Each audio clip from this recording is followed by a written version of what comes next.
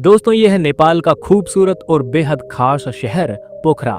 बता दें कि ये शहर न सिर्फ नेपाल की टूरिज्म कैपिटल कहा जाता है, बल्कि इसे हिमालय की गोद में बसी एक स्वर्ग जैसी जगह भी माना जाता है। पोखरा कास्की जिले का प्रमुख शहर है और ये गंडकी प्रदेश की राजधानी भी है। ये शहर नेपाल की राजधानी काठमांडू से करीब 200 किलोमीटर पश्चिम में मौजूद है और यहाँ से हिमालय की अन्नपूर्णा रेंज की चोटियाँ साफ दिखाई देती हैं। खासकर मशहूर माछा पृच्छे, जिसे फिश टेल माउंटेन भी कहा जाता है। अगर आप किसी ऐसी जगह की तलाश में हैं जहाँ प्रकृति, शांति और साहसिक खेल तीनों का बेहतरीन मिश्रण मिले, तो पोखरा आपके लिए एक परफेक्ट डेस्टिनेशन है। अब बात करें पोखरा की जियोग्राफी की।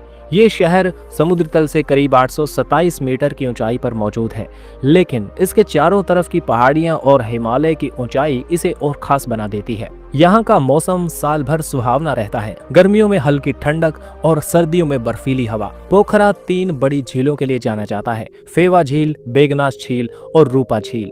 इनमें से फेवा झील सबसे बड़ी और सबसे फेमस है, जिसके बीचों बीच बना ताल बाराही मंदिर नाव से जाने के लिए एक मशहूर टूरिस्ट स्पॉट है। इतिहास की बात करें तो पोखरा का इतिहास काफी प्राचीन है। पुराने समय में ये शहर व्यापार का एक प्रमुख केंद्र हुआ करता था, खासकर भारत और तिब्बत के बीच होने वाले व्यापार के लिए। गोरखा साम्राज्य के दौरान ये इलाका धीरे धीरे विकसित हुआ और फिर नेपाल के एक बड़े शहर के रूप में उभर कर सामने आया। यहाँ पर बसे लोग खास तौर पर पहाड़ी जनजातियों से ताल्लुक रखते हैं, जैसे गुरुंग, मगर और नेवार समुदाय, जिनकी संस्कृति आज भी यहाँ की गलियों, मेलों और त्योहारों में झलकती है। अगर बात करें जनसंख्या की, तो 2021 की जनगणना के अनुसार पोखरा शहर की आबादी करीब 5 लाख के आसपास है।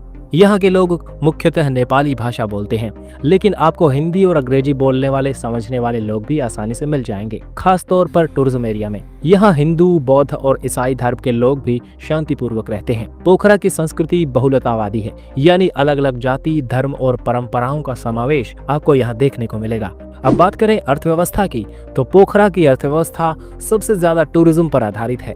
हर साल लाखों की संख्या में देशी और विदेशी टूरिस्ट यहाँ आते हैं। चाहे पैराग्लाइडिंग करनी हो, ट्रैकिंग पर जाना हो या सिर्फ फेवा झील के किनारे बैठकर सुकून लेना हो, यहाँ कई एडवेंचर एक्टिविटीज होती हैं, जिनकी वजह से ये युवाओं और बैकपैकर्स के बीच खासा लोकप्रिय है। साथ ही यहाँ पर होटल, होम स्टे, रेस्टोरेंट और लोकल मार्केट्स की वजह से कई लोगों को रोजगार भी मिलता है।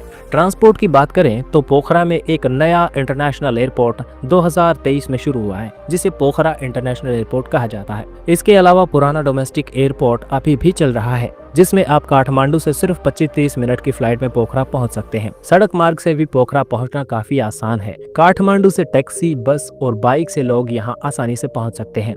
अब बात करें यहाँ के मुख्य आकर्षणों की, तो पोखरा में देखने और अनुभव करने के लिए बहुत कुछ है। देवी का झरना यहाँ पर एक रहस्यमयी झरना है जो जमीन के अंदर चला जाता है।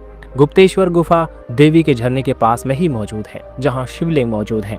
इसके अलावा पुमघड़ी कोट हिल, जहां से आप पूरे पोखरा का शानदार दृश्य देख सकते हैं। इसके अलावा विश्व शांति स्तूप, जिसे पीस पगोड़ा भी कहा जाता है, ये स्तूप फेवा झील के दूसरी तरफ पहाड़ी पर बना है और यहाँ से सूर्यास्त देखने का अनुभव लाजवाब होता है। इसके अलावा यहाँ का लेक साइड एरिया यानी फेवा लेक के किनारे का इलाका टूरिस्ट के लिए मस्ती और आराम दोनों का अड्डा है। यहाँ आपको cafe, live music, handicraft shops और बोटिंग सब कुछ एक साथ मिलेगा। तो कुल मिलाकर पोखरा एक ऐसा स्थान है या ऐसा शहर है जहां आपको नेचर, एडवेंचर, संस्कृति और सुकून सब कुछ एक साथ मिलेगा। कभी यहाँ बादलों से ढकी पहाड़ियां दिखेंगी, तो कभी नीले आसमान में उड़ते पैराग्लाइडर्स, कभी शांत झील के किनारे घंटों बैठने का मन करेगा, तो कभी अन्नपूर्णा रेंज की बर्फ से ढकी चोटियां आपकी आंखों को ठंडक देंगी। उम्मीद है आपको ये वीडियो पसंद आई होगी। अगर आप भी कभी नेपाल जाने का प्लान बना रहे हैं तो पोखरा को अपने लिस्ट में जरूर शामिल करें। वीडियो पसंद आया तो लाइक कीजिए, शेयर करें और चैनल को सब्सक्राइब करना न भूलें। Thanks for watching. जुड़े रहिए एक्सप्लोर YRS के साथ।